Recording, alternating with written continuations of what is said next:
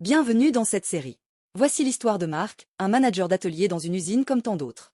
Suivez son aventure pour voir comment, avec quelques remises en cause, quelques outils et du travail en équipe, une entreprise passe proche d'une situation chaotique à un avenir radieux. Dans ce premier épisode, on retrouve un Marc désemparé, abattu et qui peine à se relever. Marc est épuisé. Les volumes explosent, la qualité chute, les délais ne sont plus tenus. Dans ce chaos, un cadeau inattendu pour Noël va tout changer. Et si, parfois, il fallait toucher le fond pour trouver la force de tout changer? C'est l'histoire qu'on va explorer aujourd'hui. L'histoire de Marc, un homme au bord du gouffre, complètement brisé par son travail, et de l'étincelle qui va tout changer, au beau milieu d'une usine qui ne pardonne rien. Alors, pour commencer, plantons le décor. Imaginez, un hiver qui n'en finit pas. L'usine est recouverte de ce voile gris, presque métallique. Le froid est partout, il s'infiltre dans les moindres recoins. C'est une ambiance lourde, qui pèse sur les murs et surtout sur les gens. Et à l'intérieur, ce n'est pas mieux.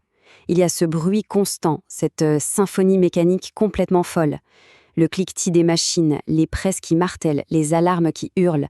C'est un vacarme incessant, épuisant, qui finit par devenir une forme d'oppression. Et c'est là, au milieu de tout ce chaos, qu'on découvre notre personnage, Marc Delcourt. Mais attention, ce n'est pas le chef d'atelier fier et droit qu'on pourrait imaginer. Non, c'est l'ombre de lui-même, le dos voûté, le regard vide, il avance comme un automate, presque un fantôme dans sa propre usine. Alors comment est-ce qu'il en est arrivé là? On va regarder d'un peu plus près. Marc, en fait, il est littéralement en train de se noyer. Il est sous une pression constante, invisible, mais qui l'écrase jour après jour. Et cette pression, tout à coup, elle prend un visage, un chiffre, 12%. Nadia, la responsable qualité, vient le voir, et elle lâche le chiffre comme ça, 12% de pièces à jeter. Et derrière ce chiffre, il y a un client, un gros client qui est furieux et qui menace de tout arrêter. Là, la pression devient quasi insoutenable. Son bureau, c'est le miroir parfait de son état mental. C'est un véritable chaos. Des piles de papier qui menacent de s'écrouler, des post-it partout, une vieille tasse de café qui a séché et ce néon qui clignote sans arrêt. C'est un environnement qui suffoque, littéralement. C'est là, dans ce bureau, une fois seul, que le vernis craque complètement. Marc s'effondre sur sa chaise et on l'entend murmurer, c'est à peine un souffle.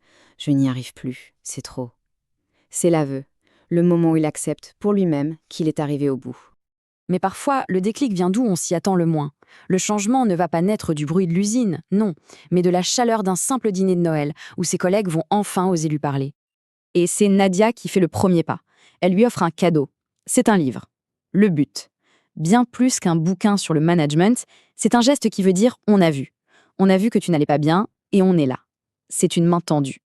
Plus tard dans la nuit, Marc lit. Et là, au milieu des pages, une phrase. Une seule phrase qui agit comme un éclair. Ce n'est pas moi le problème, c'est l'organisation autour de moi. C'est une révélation. D'un coup, tout bascule. La culpabilité laisse place à la lucidité. Et ça, c'est le vrai début de sa transformation. Le lendemain, quand Marc passe les portes de l'usine, ce n'est plus le même homme. Fini la victime du chaos, place à celui qui a décidé de reprendre le contrôle, en commençant par le plus important, lui-même. Sa mission est claire, et il se la formule à lui-même avec un calme qu'il n'avait pas ressenti depuis des années.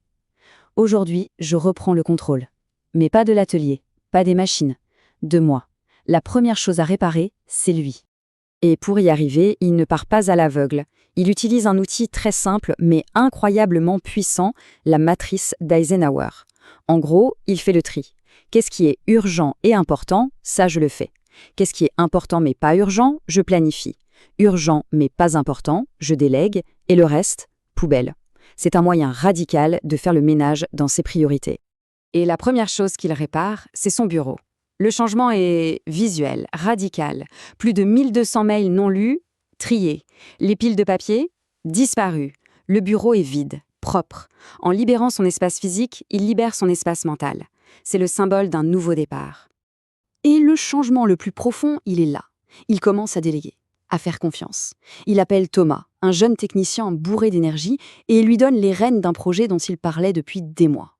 Il ne lui donne pas juste une tâche, il lui donne sa confiance. Carte blanche. La réaction de Thomas, elle est géniale. On sent le choc, la surprise, mais surtout l'enthousiasme. T'es sérieux?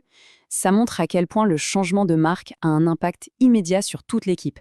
Un vent nouveau se met à souffler. En reprenant le contrôle de son temps et de son esprit, Marc a fait bien plus que simplement mieux s'organiser. Il a en quelque sorte nettoyé ses lunettes. Et il commence à voir des choses qui étaient là, sous ses yeux, mais qu'il était incapable de percevoir. Tout le monde le remarque. Ce nouveau Marc est différent. Il arrive et il part à des heures raisonnables. Il prend une vraie pause pour déjeuner. Il ose dire non quand c'est nécessaire et il l'explique calmement. On l'a même surpris à rire. Ses yeux brillent à nouveau. Il est là, il est présent. Il ne survit plus, il vit. Et c'est un matin, comme ça, en traversant l'atelier, l'esprit enfin clair, qu'il se passe quelque chose. Il marche, serein. Et tout à coup, il pile. Il s'arrête net. Son regard vient d'accrocher un détail. Un tout petit détail. Qu'est-ce que c'est? Juste une pile de cartons, mal rangée, dans un coin oublié. Pour n'importe qui d'autre, ce n'est rien, du désordre. Mais pour le nouveau Marc, c'est une alerte rouge. Il ne voit pas des cartons. Il voit un symptôme. Le signe visible d'un problème beaucoup, beaucoup plus profond.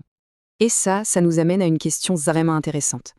Une fois qu'on a réussi à chasser son propre brouillard intérieur, qu'est-ce qu'on devient capable de voir? Quelles sont les vérités sur notre environnement qui nous sautent aux yeux? On va quitter Marc sur cette phrase qui est tellement puissante. Je commence à voir ce que je ne voyais plus. En se sauvant lui-même du burn-out, il a gagné une superpuissance, la lucidité. Il est maintenant prêt à s'attaquer aux vrais problèmes de l'usine. Ça nous laisse avec une dernière pensée. Et nous, dans notre quotidien, quel est le premier carton qu'on pourrait enfin décider de regarder en face? Marc a repris le contrôle de lui-même, mais il n'est pas seul. Dans le prochain épisode, il découvrira qu'écouter et communiquer avec ses équipes est la clé pour avancer.